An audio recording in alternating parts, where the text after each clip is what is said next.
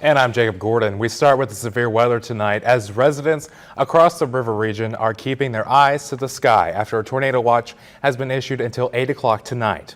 Jordan Taylor is here now with more on what we're going to expect. Jordan. And a recent report from Deadspin.com found that news stations owned by Sinclair Broadcasting Group might be hurting rather than helping the situation. Evening Edition's Justin Broom reports. Teachers in Oklahoma City continued their walkout today as they called for more education funding, so dozens of schools are still closed. The walkouts in Oklahoma come after lawmakers passed an emergency pay increase teachers say is not enough, and the Oklahoma City American Federation of Teachers is calling on lawmakers to reinstate the capital gains tax to raise education funding. And the New York Attorney General announced a multi-state lawsuit Tuesday over the question of citizenship in the 2020 census. This comes a week after California's Attorney General filed a similar lawsuit against the Trump administration. This time, 17 states, the District of Columbia, and 6 cities have come together. Some of them have worked together in the past against the Trump administration. This question of citizenship has not been in the full census since the 1950s, though it appeared on a smaller sample surveys in off years. And the tornado watch. And we could hear the thunder while you were giving the weather forecast. Oh man, so there you go. So it's active, guys. Exactly. Thanks, Jordan. We'll check back in just a few minutes. And now here's Patrick Cotto with a look at what's coming up next in sports. Patrick is in just a moment, but first tonight.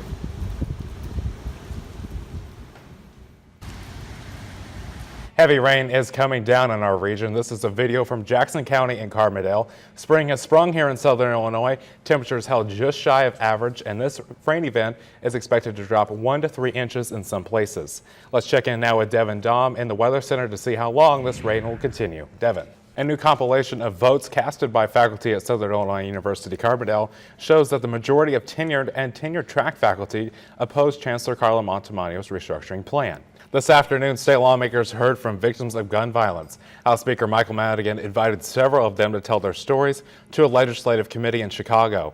Madigan says he wants to better efforts in controlling illegal sales of firearms. A Missouri judge has denied Governor Eric Greitens' motion to throw out the felony invasion of a privacy charge against him. The judge also turned down his request to keep a jury out of the courtroom. The married governor is accused of taking a suggestive photo of a mistress and sending it without her consent before he announced his candidacy for governor. Greitens' team denies that the photo exists, meaning there's no evidence of the crime. Our health news tonight: flu season might be winding down, but the latest report from the CDC says that the B strain cases are being reported more frequently than A strain, which was dominant this winter. Nearly 58% of all confirmed flu cases were caused by the B strain, which tends to be more severe in younger children. Experts say that it's possible for those who have already had the flu to fall ill again with a different strain later this season. The Southern Illinois University Board of Trustees will be meeting on the Carbondale campus starting tomorrow with a packed agenda. Good evening and thanks for joining us tonight. I'm Jacob Gordon. And I'm Jacob Gordon. Evening Edition reporter Justin Broom is live in the studio to tell us more on how this could affect the future of the Southern Illinois University system. Justin.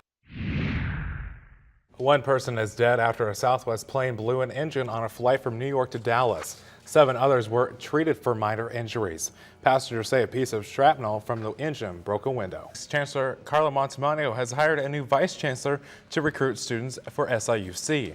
Jennifer DeHammers is the new vice chancellor for student affairs and enrollment. DeHammers served as the vice chancellor for the University of Missouri Kansas City since 1997. The job has been open at SIUC since 2014. There may be a link between yesterday's deadly van attack in Toronto and a similar attack on the University of Santa Barbara campus in 2014. Authorities say they found a post on the Toronto suspect's Facebook wall saying, quote, "All hail Supreme Gentleman Elliot Rodger." Rodger killed 6 and injured 14 in a drive-by shooting and ramming attack on the California campus. The Toronto suspect, 25-year-old Alec Menashin, was arrested and was charged with 10 counts of first-degree murder and 13 counts of attempted murder. Jacob Gordon for Jordan Taylor, Patrick Cotto, and all the students who work on Evening Edition. Have a good night. We'll see you tomorrow.